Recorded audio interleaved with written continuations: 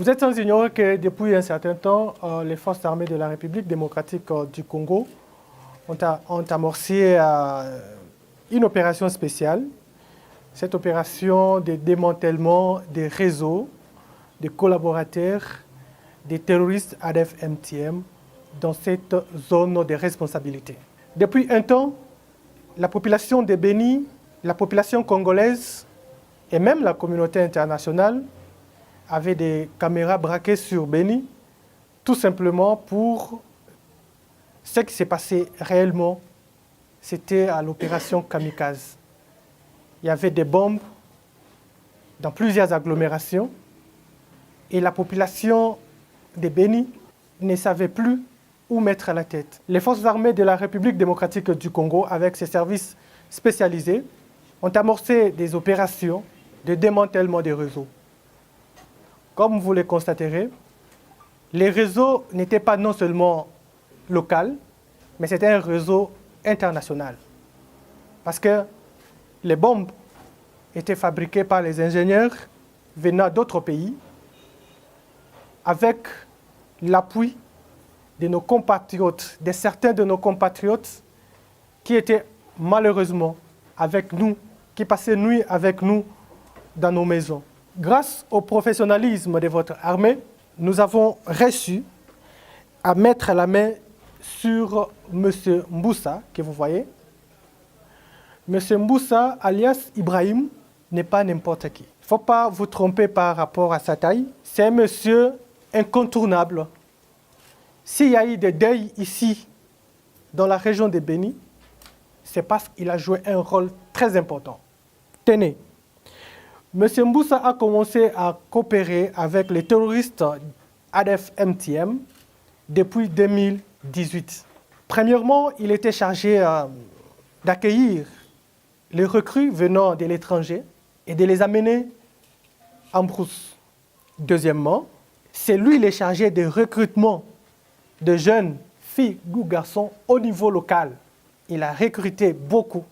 Et parmi même les ADF qui ont réussi à fuir ces mouvements pour se rendre aux forces armées, la majorité de ces ADF l'ont reconnu comme maître recruteur. Parce qu'il a exécuté cette mission avec professionnalisme, il a gagné le cœur de Moussa Baloukou, d'Amiko et aussi d'Abouakas, qui se sont fait leurs amis privés. Chaque instant, à chaque événement qui s'est passé ici, Mboussa Ibrahim était en contact permanent avec les leaders de ces mouvements djihadistes. Mais tout ça a un prix, vous allez vous en douter.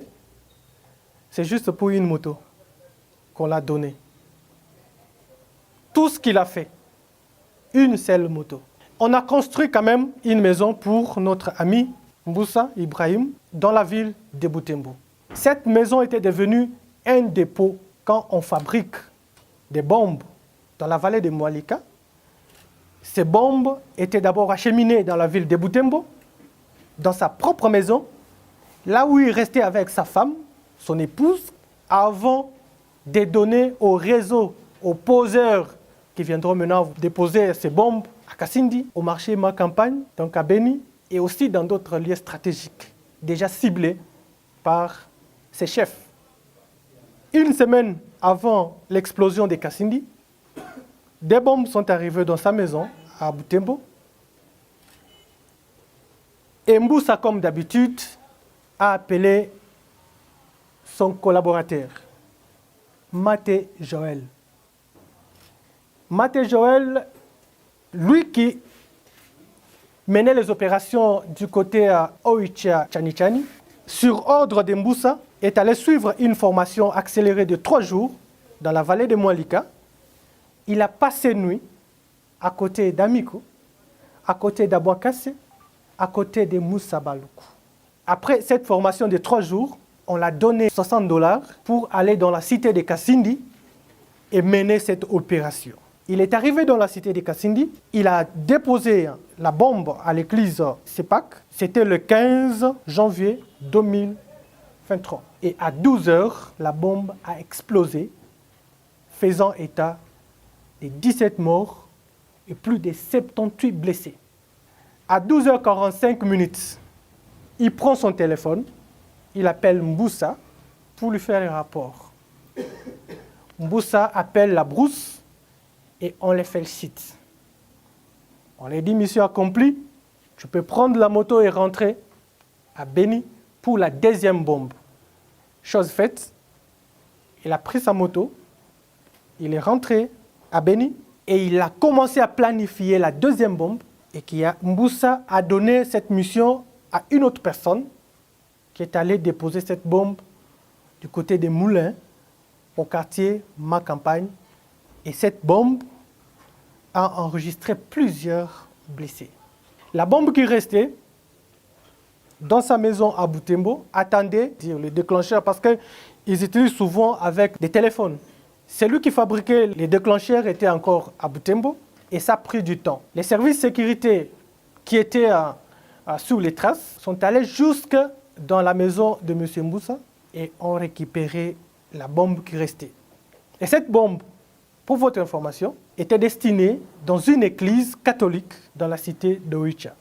Dieu merci, grâce au professionnalisme de notre armée, nous avons réussi à éviter les pires. Vous imaginez dans une église catholique, là où il y a des chrétiens concentrés à la prière et qu'il y a une bombe de cette intensité, on allait encore enregistrer beaucoup de morts. Ils sont au nombre de 22 au total que nous avons arrêtés, les collaborateurs des terroristes ADF-MTM dans cette région. Chacun a apporté son appui matériel, son savoir-faire dans la fabrication de ces bombes, dans les dépôts et aussi dans l'explosion de cette dernière. Beaucoup vont se poser des questions de savoir, mais d'où viennent les produits chimiques avec lesquels on fabrique ces bombes? Ça ne vient pas du ciel, ça vient de chez nous, ici en République démocratique du Congo, dans nos villes Butembo, Beni, Goma. Votre service spécialisé a mis la main sur M. Nzanzu Munyangulia alias Santos. Santos est connu à Butembo comme commerçant. Il a un grand magasin, mais malheureusement, ce magasin ne l'appartient pas. C'est pour les leaders ADF Amigo. Lui n'est qu'un gérant. Les services de sécurité ont mis la main sur lui avec ses collaborateurs qui sont dans la chefferie de Bachou et qui avaient aussi d'autres boutiques. Monsieur Kambale.